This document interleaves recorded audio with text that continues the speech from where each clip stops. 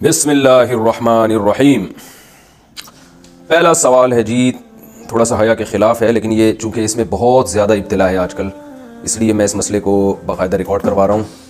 लेकुरिया के बारे में किसी ने पूछा है कि अगर किसी लड़की को बीमारी की वजह से मुसलसल लेकुरिया की शिकायत हो, पानी मुसलसल निकलता हो, तो क्या इसे हर नमाज के लिए वज़ू करना होगा?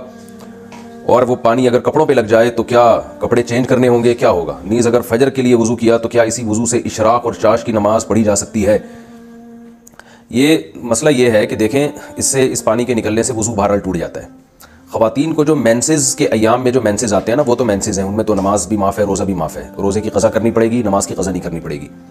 लेकिन मेंसेस के अलावा जो किसी भी खातून को जो भी पानी आता है, ब्लीडिंग हो, चाहे वो ब्लड ही क्यों ना आ रहा हो, तो शरीयत की इस्तिलाह है, इसको इस्तिहाज़ा कहा जाता है। इस्तिहाज़ा का मतलब ये कि मेंसेस के अलावा जो ब्लीडिंग हो रही है या और भी कोई भी नाजासत जो निकल रही है, वो सब इस्तिहाज़ा ही के हुक्म में आती है।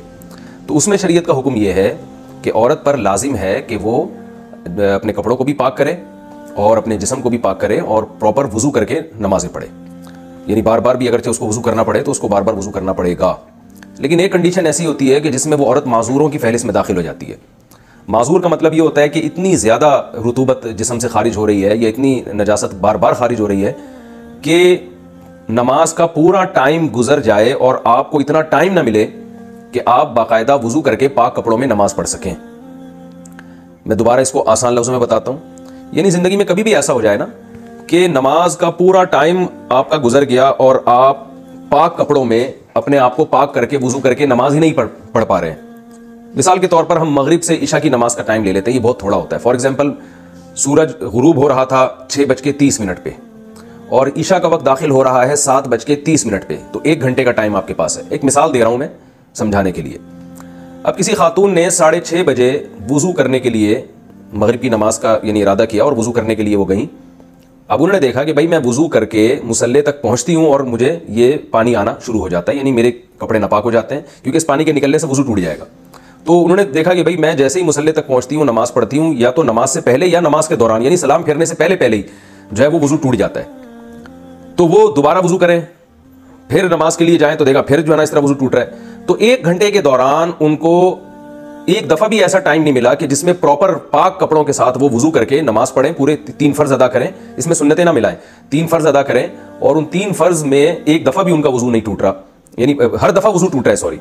तो ये इसकी अलामत है कि भाई वो नमाज का एक टाइम भी, यानी नमाज का पूरा टाइम उन पे गुजर गया इस हाल में कि उनके लिए पाक होकर वज़ू करना पॉसिबल ही नहीं रहा है। तो शरीयत ऐसी खातून को हुक्म देती है कि ये माजूर में दाखिल है। तो एक टाइम भी नमाज का अगर इस हालत में गुजर गया, जैसे मगरिब का टाइम बहुत थोड़ा होता है, किसी ने तजर्बा करके देखा भाई 6:30 से लेकर 7:30 तक 1 घंटे का टाइम है नमाज का, इसमें नमाज क़ज़ा हो जाएगी। तो इस पूरे टाइम में किसी खातून को ये अंदाज़ा हो गया, ये यानी अंदाज़ा लगाने के लिए याद रखें, ये ज़रूरी नहीं है कि प्रैक्टिकल करें भी वो, यानी बार बार जाएं वज़ू करें। ऐसा कर लें कि एक दफ़ा वज़ू करके पूरी नमाज पढ़ के देखें कि इसमें टाइम कितना लगता है। तो उस टाइम से उनको अंदाज़ा हो जाएगा कि इस टाइम के अंदर अंदर दोबारा मेरा वज़ू टूट रहा है कि नहीं टूट रहा। तो अगर दोबारा उसी टाइम के अंदर वज़ू टूट रहा है तो ये इसकी अलामत होगी कि भाई आप पूरा टाइम भी पाक होके नमाज नहीं पढ़ सकती। लिहाजा ऐसी कंडीशन में आप शरीयत में माजूरों की फहरिस्त में दाखिल हो जाएंगी। तो आप पर फिर ये शरीयत ही हुक्म देती है कि जब एक दफ़ा भी ऐसा हो जाए तो अब ऐसी खातून के लिए पूरे टाइम के लिए एक दफ़ा वज़ू काफ़ी है। वो एक दफ़ा वज़ू करें, उसी से फ़राइज़ भी पढ़ें, सुन्नतें भी पढ़ें, नवाफिल भी पढ़ें। जब वो टाइम गुजर जाएगा तो अगली नमाज के लिए उनको दोबारा वज़ू करना पड़ेगा। और जिस मरज़ में वो माजूरी में मुब्तला हुई हैं, उस मरज़ की वजह से यानी उस लेक्यूरिया की वजह से वज़ू नहीं टूटेगा। तो ये मसला है माजूर का। अब एक दफ़ा जब ये हो गया ना, जैसे मगरिब से इशा के दौरान तजर्बा करके देख लिया, भाई पूरा टाइम गुजर जाता है और इतनी फुर्सत नहीं मिलती कि पाक होकर नमाज पढ़ सकें। तो अब ये नहीं कि हर नमाज में इतना टाइम गुजरे, एक नमाज में भी जब इतना टाइम यानी इतना टाइम गुजर चुका है कि आप पाक होकर वज़ू नहीं कर सकते, तो अब जब एक दफ़ा ऐसा हो गया तो आप माजूरों की फहरिस्त में दाखिल हो गए। अब हर नमाज में आपने सिर्फ एक ही वज़ू करना है और उससे फ़राइज़, वाजिबात, सुन्नत, नवाफिल जब तक टाइम बाकी है आप वो तमाम नमाजें आप उसी वज़ू से पढ़ते रहें। यानी लेक्यूरिया की वजह से आपका वज़ू नहीं टूटेगा। और उसमें अब ये भी ज़रूरी नहीं है कि पूरा टाइम आपका जो है यानी इसी में लेक्यूरिया में गुजरे, ये ज़रूरी नहीं है।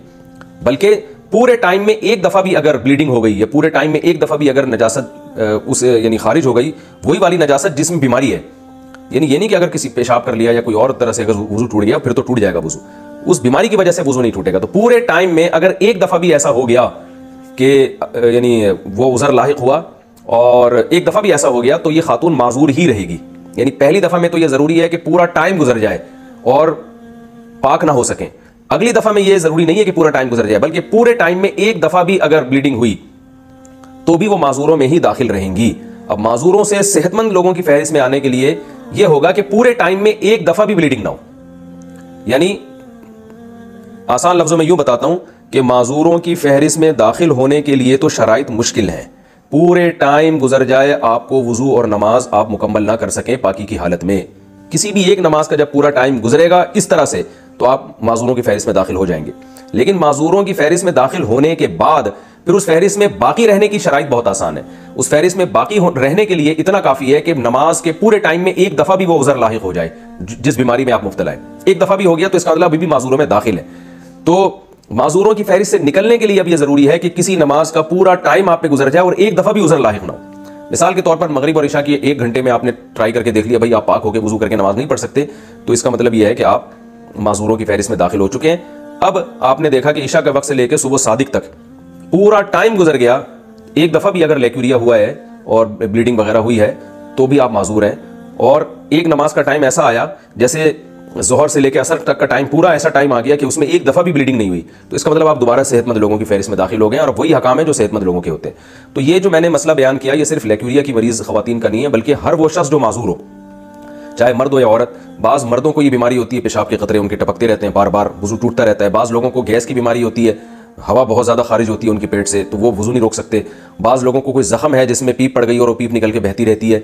तो सबका यही हुक्म है कि पूरे टाइम में अगर एक दफ़ा भी आपको टाइम नहीं मिला पाक होकर वुजू करने का, तो अब आप माजूरों में फहरिस्त में दाखिल हो गए। अब हर नमाज के लिए बस एक वुजू किया करें, और वो जो उज़र आपको लाहिक हुआ है, जैसे कोई जख्म है जिससे पीप निकलती रहती है, या कोई जो है पेशाब के कतरे निकलते रहते हैं किसी को, तो उस उज़र से फिर उसका वुजू नहीं टूटेगा। पूरे टाइम के लिए एक वुजू काफ़ी है। और हाँ, कोई नमाज का पूरा टाइम ऐसे गुजर गया जिसमें एक दफ़ा भी वो उज़र लाहिक नहीं हुआ, तो फिर ऐसा शख्स या ऐसी खातून दोबारा सेहतमंद लोगों की फहरिस्त में दाखिल हो जाएंगी। मेरा ख्याल है समझ में आ जाना चाहिए। इतनी तफसील के बाद फिर भी ना आए तो ये जो है, फिर भी ना आए तो फिर दोबारा इसको समझने की कोशिश करें। और मैं क्या कह सकता हूँ? क्या गुस्ल करने से भी वुजू हो जाता है? क्या गुस्ल करने से वुजू हो जाता है? मैंने इस बारे में कई बातें सुनी है। कोई कहता है हो जाता है, कोई कहता है वुजू की नीयत करना ज़रूरी होता है वरना नहीं होता, कोई कहता है वुजू अलग से करना चाहिए, नहाने से वुजू नहीं होता। अख्तर अली, सऊदी अरब से। देखिए, वुजू में 4 आज़ा का धोना फ़र्ज़ है, चेहरे का और हाथों का कोहनियों तक, सर का मसा और पाँव टखनों तक। तो गुस्ल के दौरान अगर ये आज़ा धुल गए पूरे तौर पर तो वुजू आपका ऑटोमेटिकली हो गया। तो ये है असल। बाकी सुन्नत अमल ये है, सही तरीका ये है कि जब गुस्ल किया जाए तो आप सल्लल्लाहु अलैहि वसल्लम ने जो गुस्ल का तरीका सिखाया, पहले वुजू करें फिर मुकम्मल गुस्ल करें, ये अच्छा तरीका है। लेकिन इस पर अमल नहीं भी किया, ऐसे ही पानी बहा दिया, तो भी वुजू आपका ऑटोमेटिकली खुद ब खुद हो जाएगा, दोबारा वुजू की ज़रूरत नहीं है।